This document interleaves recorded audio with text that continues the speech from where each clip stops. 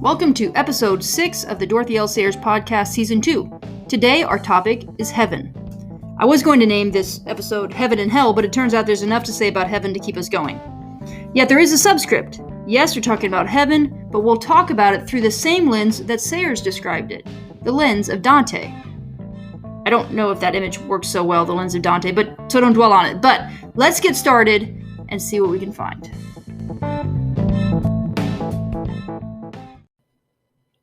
Try to put yourself in this scene. The air is still and calm, and we're looking at something like water. Then we realize that there are faces in the water looking back at us. They're faint, like a pearl on a pale background, and we turn around to see who's behind us causing the reflection, but it's not a reflection. So we look at our guide, who says, "It's okay, go ahead and talk to them." We turn back to the water, and the person we end up addressing is named Picarda, and on Earth she was a nun, and happy in that life. But her brother forced her out of the convent and into a marriage that she didn't want, a political marriage. When we ask her why she is here and not higher up in other spheres, she says that the question doesn't even make sense. She is where God wants her to be, and His will is her peace. She has no other desire. This is from Canto 3 of Dante's Paradise. Dante and his guide Beatrice are in the first sphere of heaven, in which they meet the redeemed souls who have nevertheless broken vows. Picarda, though she was forced into marriage, nevertheless broke her vow to the Lord, and so is in this sphere. By the way, this apparent injustice is questioned by Dante. Beatrice gives a really thoughtful answer, and we'll return to it at the end of the podcast. So what do you think? This probably isn't the image of heaven you had in mind when you read the title of today's episode. But like all of the Divine Comedy, the images try to get to the fundamental idea of heaven. In the next episode, we'll talk about the fundamental reality. It is a reality in a way not of hell. So in 1948, Sayers went to visit a friend in Cambridge, and there she gave a lecture to the Society of Italian Studies entitled The Meaning of Heaven and Hell. Everything I'm about to tell you today is taken from this lecture, which has been reprinted in the Introductory Papers on Dante, Volume 1, from Wipf and Stock Publishers. Wipf, that's W-I-P-F. I never knew how to pronounce that until I got ready for this podcast. Okay, if you want to hear the story about how Sayers became entranced with Dante in the first place, and it's a cool story, and why Dante is so worthy of her and our attention, go back and listen to episode 11 of season 1. So what Sayers says in 1948 wasn't new theology, of course. She points that out in her opening words. She's not interested in new theology. Heaven and hell theology go way back into the medieval era, into the ancient era, to the New Testament, possibly beyond. Now, you also notice that the volume is called Introductory Papers on Dante. So this is Sayers helping us understand Dante, who is helping us understand Christian teaching, which, ostensibly, is helping us understand ultimate reality. So I want to pause here and talk about the structure of the universe. I can't figure out a good place in this talk to put this, so I'm just going to slap it here. So for the ancients and medievals, the structure of the universe was geocentric, earth-centric. So this is not a compliment necessarily. In the medieval perspective, hell was at the center of the earth, and that's not where you want to be. You want to be beyond. You want to be in the stars. You don't want to be stuck at the bottom of the funnel. And that's how Dante and his colleagues were viewing the universe until, Galileo and beyond, when we changed to the heliocentric point of view. So imagine the earth is at the center, and then we kind of go out into spheres of planets. So planets rotate around us. In fact, the word planet means wanderer. They rotate around the earth. According to people who look at the night sky, this is what they tend to see. It really does make sense until you kind of take some other factors into it. We would all be geocentrics, by the way, if we all just had to work on our own observation. Okay, let me get back from the digression to my other digression. You're on the earth. You look up. You're looking through crystal spheres, basically clear spheres. I want you to imagine like this earth is in the center, and then there are these nesting spheres, and each one of these kind of transparent, invisible spheres is where a planet makes its path, its orbit. So there's a sphere for Mars, sphere for Mercury, spheres for Venus, and so on and so forth, until you get past the planets into the firmament, which is the realm of the fixed, firm stars. And then you get to the firmament, and then you move beyond the firmament into the Empyrean, which is where God dwells, where the highest intellect is. So when Dante is writing his Paradise, he is making this journey, not to the center of the earth, nowhere on earth. He's leaving earth to go up through the paths of the planets, through the stars. So, to understand reality, we must begin with heaven. Or as Sayers says, our explanation must begin with heaven because heaven, or rather God in heaven, is the only unconditioned reality. All other reality is derived from God, being either immediately created by him, or engendered, or evolved, or manufactured by the mediation of his creatures.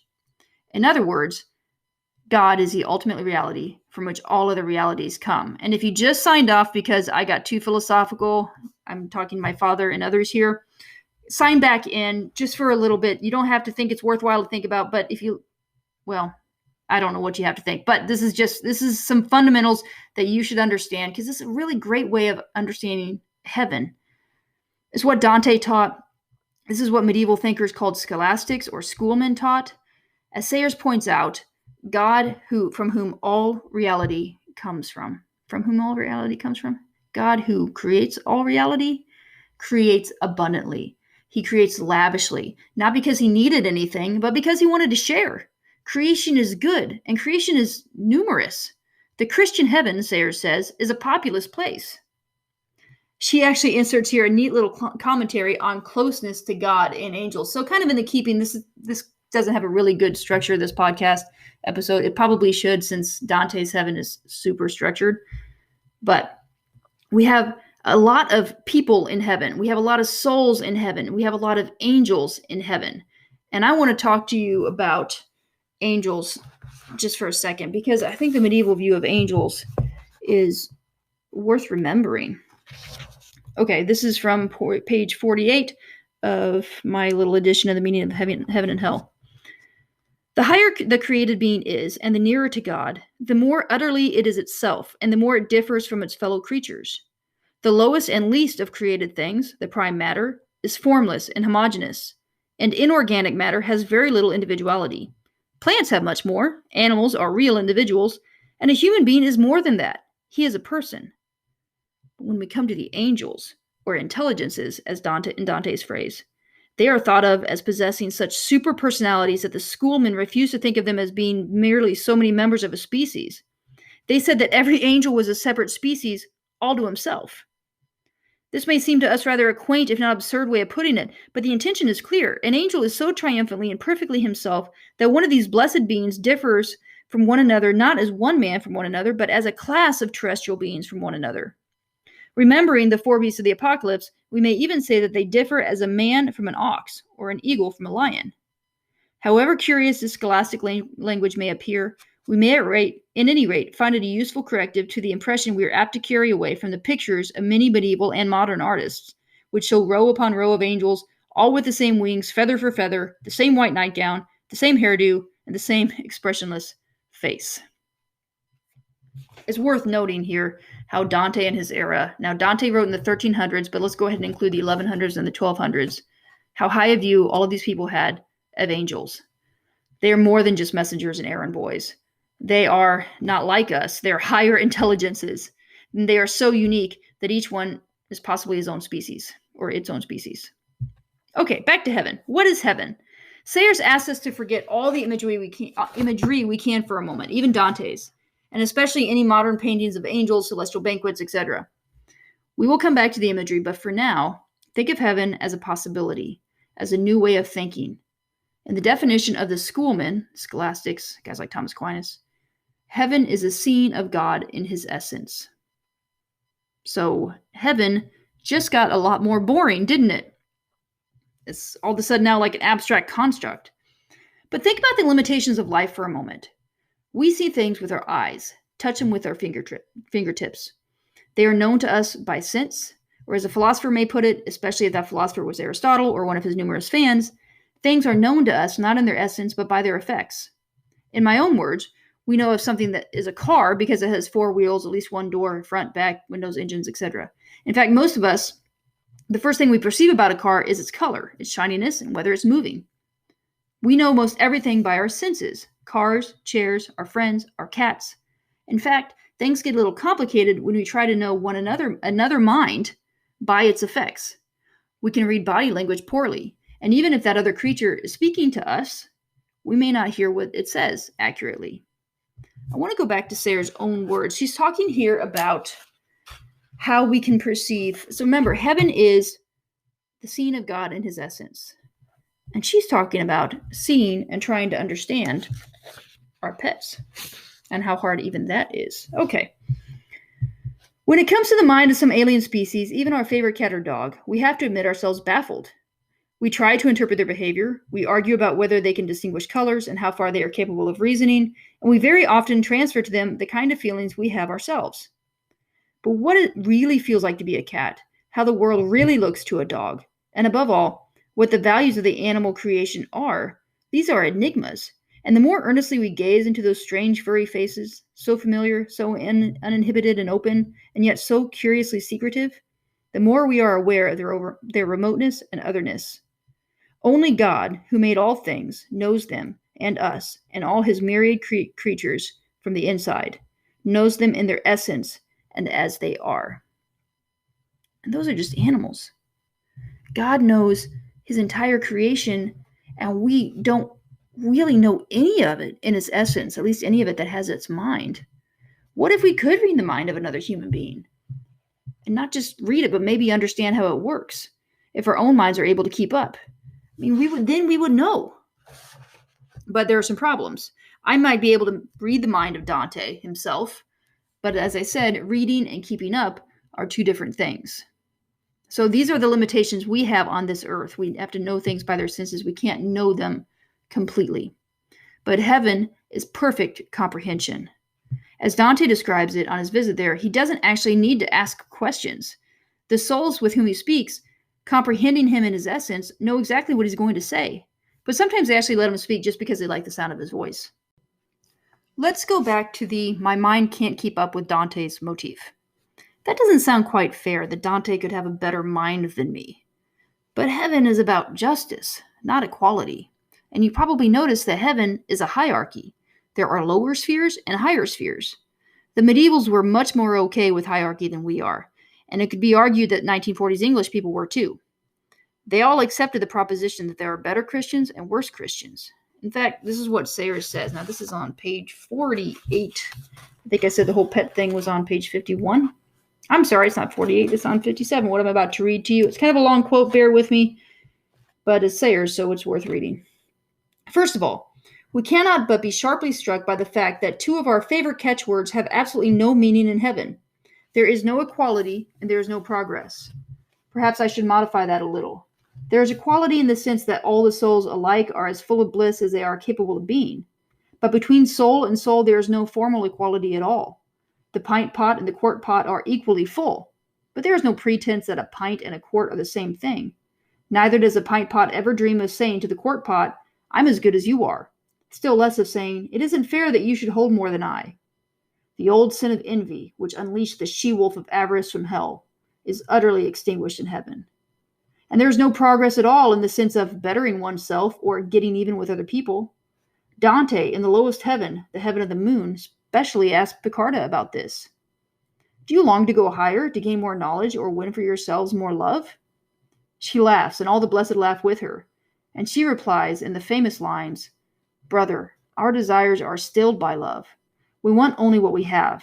To want more would be discordant with the will of him who disposes us here, and in these circles there is no room for that. For here our being is in charity and cannot be otherwise.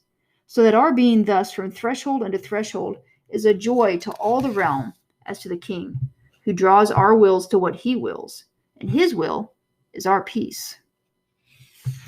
Now remember that Piccarda is in the lowest sphere of heaven because, though she has become perfect, she actually broke a vow. But she was forced out of the convent, you say. Yes, but I'm going to read Beatrice's response when Dante asks about this situation. By the way, that's one of the things that is really great about Dante. He asks the questions that we would ask. Elsewhere, I think it's an Inferno. He says, "So how can people be in hell if they hadn't even had the chance to hear about the gospel?" And he actually puts a couple of people outside of Jesus's time frame in paradise. Like it's just fascinating. You should read him. Okay, where was I? Oh yeah, I was going to give you Beatrice's response. So Dante says, "Look, this isn't fair. She was forced out of the convent." And Beatrice's guide says this: If violence means that the one who suffers has not abetted force in any way, then there is no excuse these souls can claim, for will, if it resists, is never spent, but acts as nature acts when fire ascends, though force 1,000 times tries to compel. So that, when will has yielded much or little, it has abetted force, as these souls did. They could have fled back to their holy shelter. Yikes. Those are strong words from Beatrice. And by the way, that's not Sayers' translations, that's Mandelbaum's. I feel bad using Mandelbaum's translation here on a Sayers podcast, but this rendering is pretty clear. So she says this, and that kind of touches on another point that Dante loves to talk about, which is free will and the power of will. We're not going to go into that yet. But Mandelbaum does explain what I just read about Beatrice's response. Just for clarification, he says that merit for Piccarda has diminished because the human will has the absolute power to resist force, however great. Indeed, this is its very nature, as it is fire's nature to rise upwards. Okay, that's some thoughts on the will. All of this is a little off topic, but you kind of have to discuss it when you discuss Piccarda. And Piccarda is such a wonderful entrance to heaven because she accepts God's will, even though it doesn't put her at the top of the ladder. She accepts his reality. So just to review, some of the aspects of heaven that Sayers talks about using Dante is it's the ultimate reality. By the way, if you read C.S. Lewis's A Great Divorce, that's also a great, very image-oriented depiction of heaven as the ultimate reality. Heaven is the ultimate reality. He's moving up through the stars. There's movement in heaven. There's population in heaven. We didn't get into this, but there's color in heaven. There's sound and song in heaven. There's cool stars. There were souls kind of forming like stars into these formations. Sayers doesn't get into all of this in her essay, but she does kind of get us into the mindset of what heaven is. And that is the acceptance of reality, specifically the goodness of reality. One should call good things good. On the other hand, to call good things evil is evil. And that would take us away from Piccarda, away from heaven, and into hell, into the next episode.